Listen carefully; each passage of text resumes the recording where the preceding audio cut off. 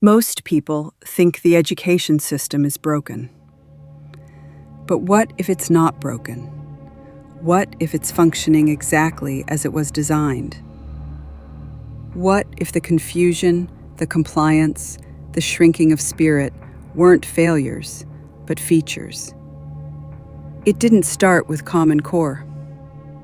It started in 1934, when the Carnegie Corporation funded a report that said schools should abandon individualism and instead shape the conscious evolution of society through collective planning. That language wasn't hidden. It was published, approved, funded, and that blueprint became the silent current beneath every classroom. Most of us never questioned it. We were children. We thought the system was there to help us rise. But we didn't rise. We folded. Bit by bit, our instinct to challenge, to create, to think freely, was rewritten. We were trained to follow rubrics, to memorize emotional scripts, to be polite when our souls wanted to scream. After 1965, the shift went from subtle to systemic. Content was stripped out. Teachers were repurposed.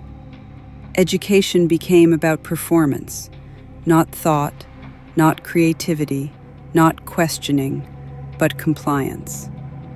Children were no longer students. They became subjects, not in a poetic sense, but in an experimental one. You remember it. Maybe not in words, but in the tension of your body when you sat in that desk, the ache in your chest when you couldn't name what felt wrong. You didn't lose your voice. You were trained not to use it. This was never about making minds stronger. It was about making them controllable. Charlotte Iserbyt knew it. John Taylor Gatto named it. But most of us were too conditioned to listen.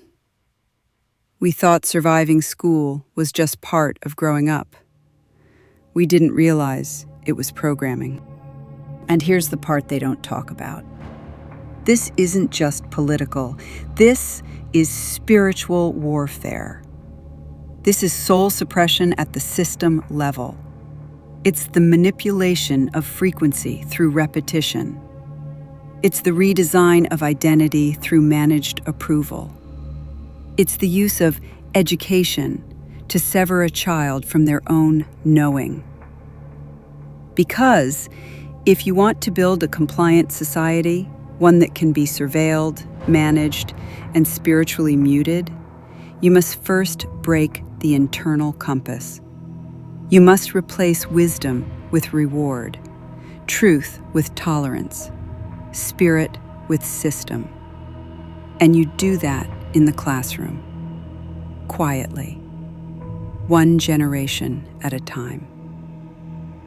But here's what they didn't plan for: remembrance. It's happening now, and it's not theoretical, it's physical. You feel it in your body, the tightening, the rage, the grief.